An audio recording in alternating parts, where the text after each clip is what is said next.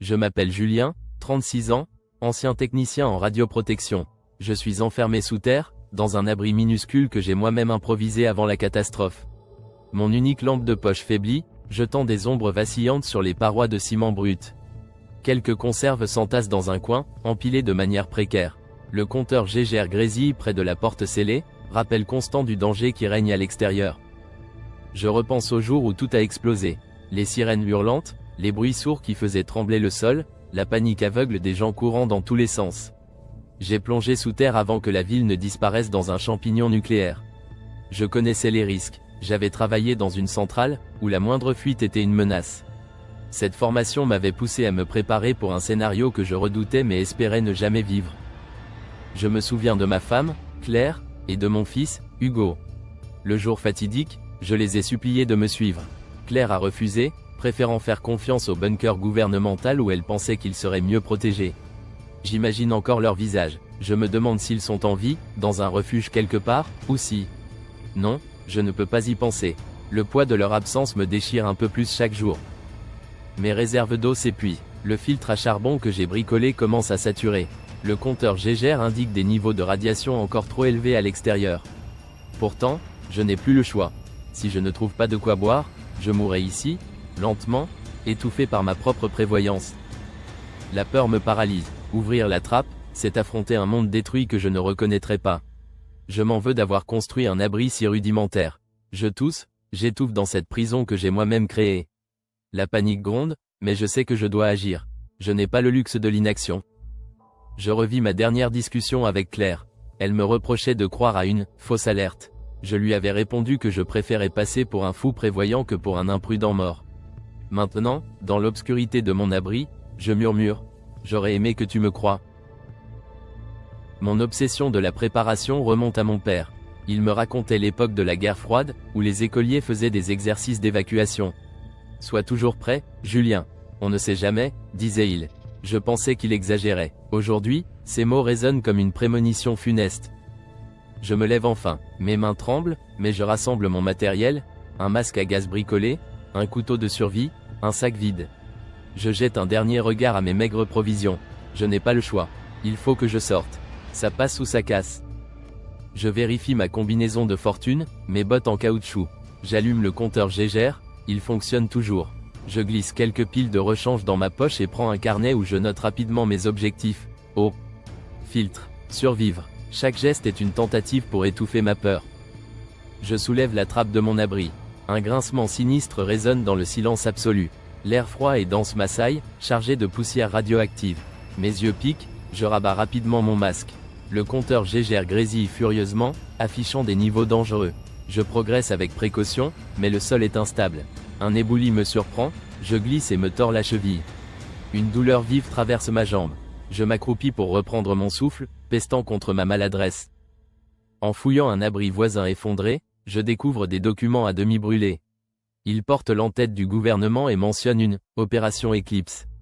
Les phrases sont fragmentées, mais je lis des mots-clés, collatéral accepté, simulation transformée en action.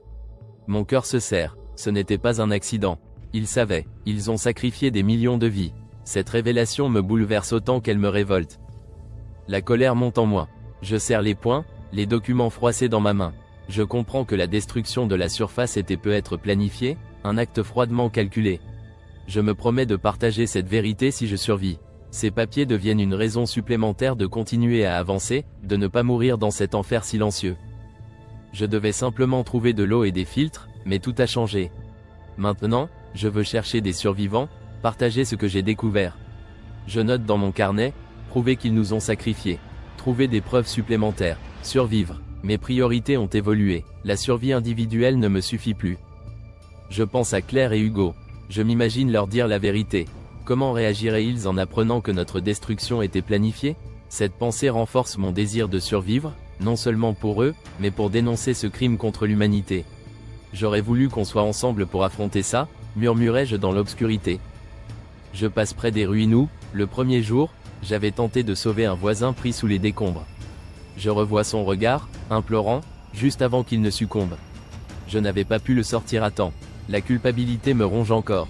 Chaque pas ici semble imprégné de ce souvenir, comme si la terre elle-même portait les stigmates de mes échecs. J'aperçois un ancien centre de stockage d'eau potable. Les portes en acier sont partiellement enfoncées, et je perçois des bruits à l'intérieur. Mon compteur Geiger grésille furieusement, la radiation est forte, mais je n'ai pas le choix.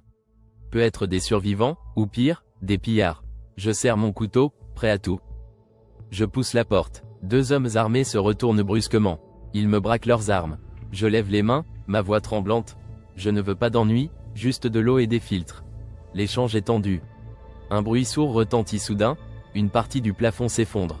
Les 2 hommes paniquent. La radiation grimpe, une fuite massive de particules se propage. Je me jette à terre, évitant de justesse un éboulis. Les pillards fuient dans la confusion, abandonnant un bidon d'eau et 2 cartouches de filtre. Je les ramasse précipitamment, mais en sortant, j'entends leurs cris.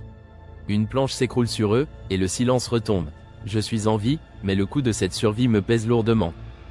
Assis contre un mur, je contemple ma transformation. J'étais un technicien prudent, presque paranoïaque. Maintenant, je suis un survivant endurci, un homme déterminé à dénoncer l'horreur qui a ravagé notre monde. Je murmure, je survivrai pour toi, Claire. Pour toi, Hugo. Ces mots sont une promesse. De retour à mon abri, je dépose le bidon d'eau et les filtres. Je note dans mon carnet l'emplacement des documents trouvés, pour y revenir si je croise un groupe organisé. Je ne peux pas tout faire seul, mais j'ai accompli une première étape cruciale. L'espoir réapparaît, fragile mais réel. La routine reprend dans mon abri. Je répare sommairement mes équipements et partage un maigre repas.